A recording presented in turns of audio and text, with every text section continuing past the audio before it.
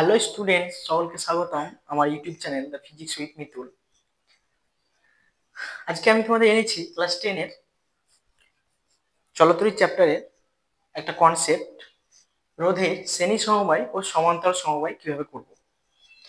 তাহলে দেখো, রোধ তো আমরা এর আগেই পড়েছিলাম।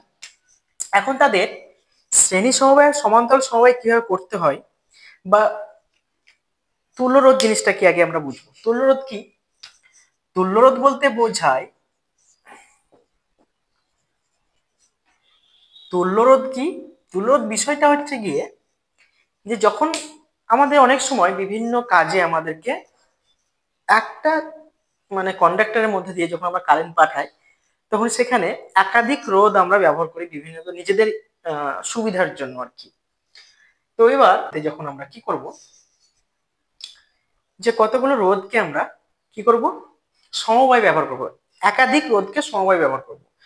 এবার ওই একাধিক সমবায় রোধকে ব্যবহার করার পরিবর্তে যদি আমরা একটা মাত্র রোধকে ব্যবহার করি এবং সেই রোধের ব্যবহার করে ওই সমবায়ের যে মোট প্রবাহ মাত্রা এবং বিভব প্রভেদ অপরিবর্তিত থাকে, তখন ওই মোট যে রোধটাকে আমরা পাই সেই রোধটাকে আমরা কি বলবো, তুল্য রোধ। বিষয়টা কিরকম, কিভাবে করা হয় দেখো। এবার তুল্য রোধ আমরা এই দেখবো বিভিন্ন সমবায়ে আমরা পাই তুল্য রোধ কিরকম। একটা হচ্ছে গিয়ে শ্রেণী সমবায় তুল্য রোধ, একটা আমরা পাবো শ্রেণী সমবায়ে, আর একটা হচ্ছে গিয়ে সমান্তরাল সমবায়। শ্রেণী সমবায় সমান্তরাল সমবায় আমরা তুল্য রোধ নির্ণয় করব কিরকম। মনে করো যে একটি পরিবাহী, তাহলে এই পয়েন্ট ও পোটেনশিয়াল ডিফারেন্স কারেন্ট কিন্তু সেম ফ্লো করছে এর মধ্যে দিয়ে। শ্রেণী সমবায় তুল্য রোধ আমরা কিভাবে করবো, যে কতগুলো রোধকে আমরা একটির শুরু অপরটির শেষ, একটি রোধকের শুরু অপরটির শেষ পয়েন্টের সঙ্গে যুক্ত হয়ে যখন তুল্য রোধটা যখন আমরা পাই এবং তাদের মধ্যে দিয়ে কারেন্টটা ভ্যারি করবে না, অর্থাৎ প্রবাহ মাত্রা একই প্রবাহ মাত্রা যাচ্ছে, তখন সেই সমবায়টাকে আমরা শ্রেণী সমবায় হিসেবে বিবেচনা করি। একই কারেন্ট ফ্লো করছে, আই আই, কারেন্টটা কোথাও ভাগ হচ্ছে না। এবার এ থেকে সি পয়েন্টের ঠিক এ পয়েন্টের বিভব প্রভেদ মনে করো ভি এ, আর এটার বিভব প্রভেদ মনে করো ভি সি, আর এই পয়েন্টের বিভব প্রভেদ মনে করো ভি বি। এই পয়েন্টের আমরা ওহমের সূত্র থেকে পাই, ওহমের সূত্র থেকে পাই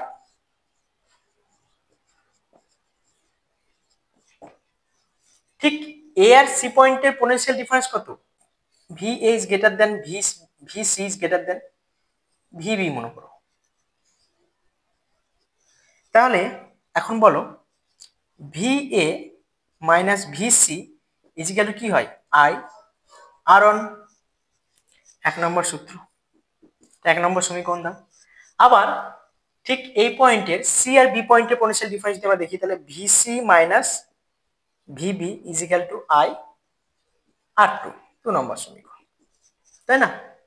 এখন এক আর 2 নম্বর সমীকরণকে আমরা কি করি, যোগ করি, I R one plus I R two. খুব ইজিলি আমরা দুটো রোধ নিয়ে এটা আমরা প্রতিষ্ঠা করতে পারি। অনেক ক্ষেত্রে 3-4টে রোধ নিয়ে প্রতিষ্ঠা করা হয়, কিন্তু আমি বলবো যে হিসেবের সুবিধার জন্য দুটো রোধ নিয়ে আমরা করলে বিষয়টা একটু সহজ হয়।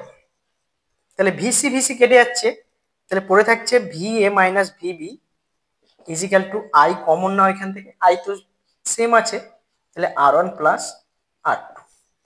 তাহলে এখন V A minus V B, A point থেকে বি পয়েন্টের যেটা আমরা তুল্য যদি আমরা আর ধরি মনে করো, তাহলে এই ভি এ মাইনাস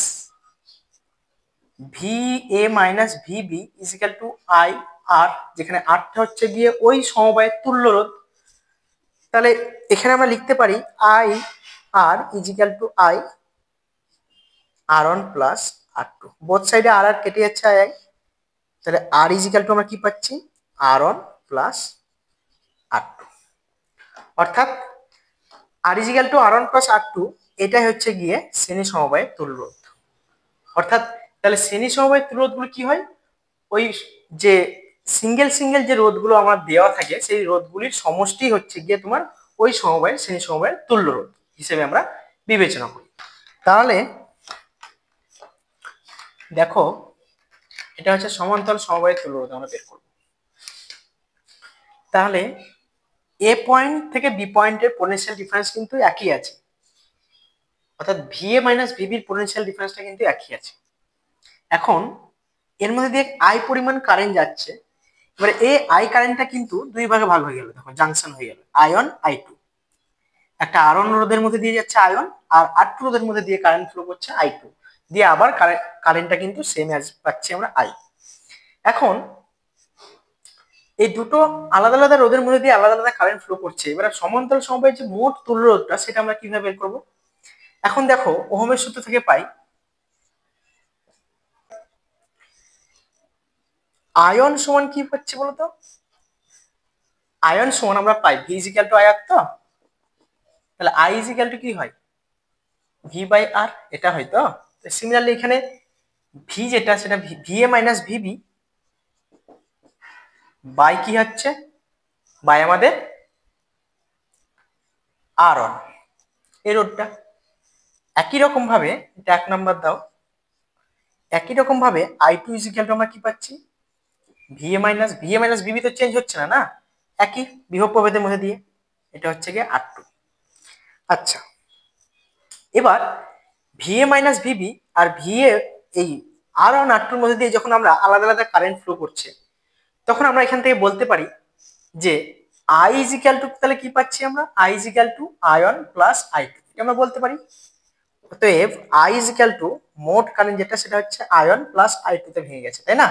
তাহলে I ইজিক্যাল টু কি? V বাই আর, যেটা যদি তুল্য রোধ যদি R ধরি আমরা, ওই সমবায়ের তুল্য রোধ যদি আমরা R ধরি, তাহলে এটা আমরা পাই V বাই আর পাই। দ্যাট ইজ ভি টাকে আমরা কি ধরবো? VA minus VB, VA minus VB equal to কি হচ্ছে দেখো তো, আয়নের ভ্যালু কত? VA minus VB by R1 plus VA minus VB by R2। এখন VA মাইনাস VB যদি আমি লবে যদি VA মাইনাস VB যদি কমন নেই, তাহলে কি পড়ে থাকছে? VA মাইনাস VB কেটে গেল। তাহলে আমাদের অ্যাকচুয়ালি পড়ে থাকছে কি বলতো? আমাদের পড়ে থাকছে অ্যাকচুয়ালি কি পড়ে থাকছে? 1 by R equal to 1 by R1 plus 1 by R2। তার মানে আমরা দেখলাম যে সমান্তরাল সমবায়ের তুল্য রোধ কি হয়?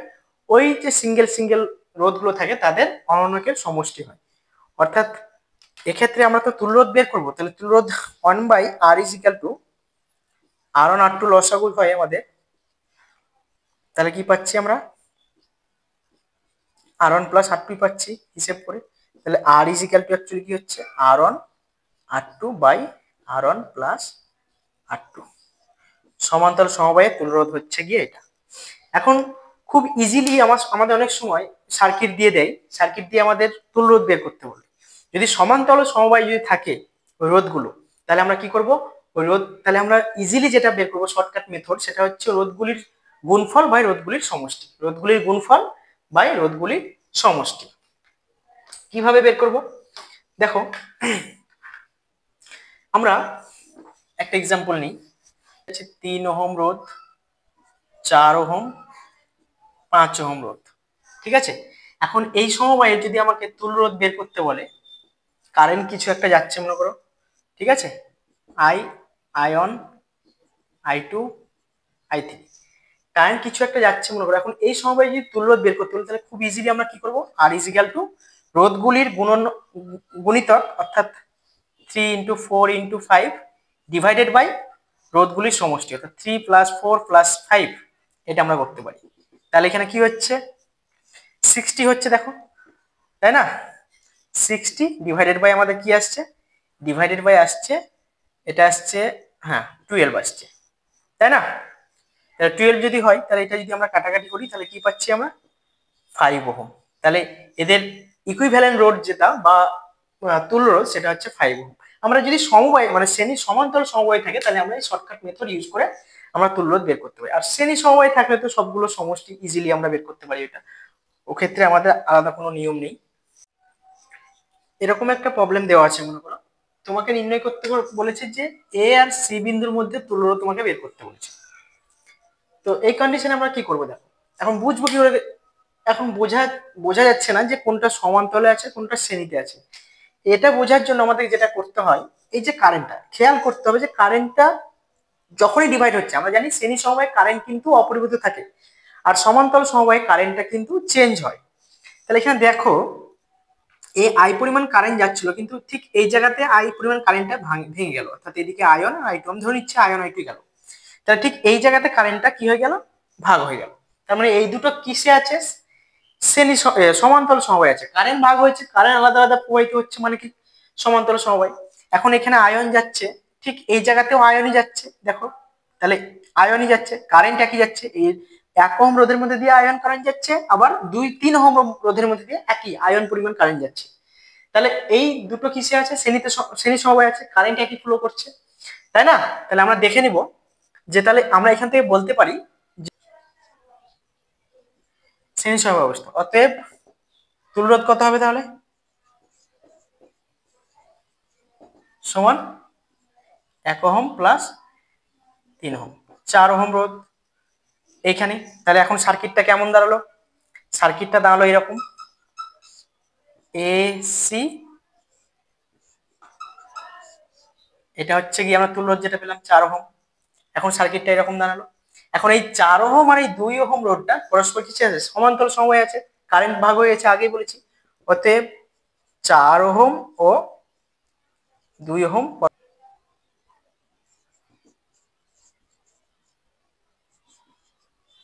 অবস্থিত। অতএব তুল্যরোধ তাহলে কত হবে, এবার শর্টকাট মেথড লাগিয়ে দাও। তুল্যরোধ সমান কি হচ্ছে, রোধ দুটির গুণফল বাই রোধ দুটির যোগফল, দ্যাট ইজ 8/6। এটাকে পয়েন্টে আনলে যেটা হয়, পয়েন্টে আনলে কত হবে, 1 পয়েন্ট কত আসছে, 3, আবার পাচ্ছ 3 ওহম, মানে 1.33 ওহম আমরা তুল্যরোধ পেয়ে গেলাম এই সার্কিটে। ঠিক এইভাবে আমরা বের করতে, বিভিন্ন রকম প্রবলেম থাকে। তাহলে মূল কথা হচ্ছে গিয়ে যে আমরা আগে দেখে নেব যে কারেন্টটা ভাগ হচ্ছে কিনা, যদি কারেন্টটা ডিস্ট্রিবিউট হয়ে যায় তার মানে জানতে হবে এটা সমান্তরাল সমবায় আছে, আর কারেন্ট যদি ওই সিরিজের লাইনের মধ্যে দিয়ে একই কারেন্ট ফ্লো করে তখন সেটা শ্রেণী সমবায় আছে। এভাবে আমাদের প্রবলেমগুলো সলভ করতে হয়। আজকের ক্লাসটা এই পর্যন্তই, পরবর্তী ক্লাসে আমরা আরো নতুন একটা বিষয় নিয়ে আসবো।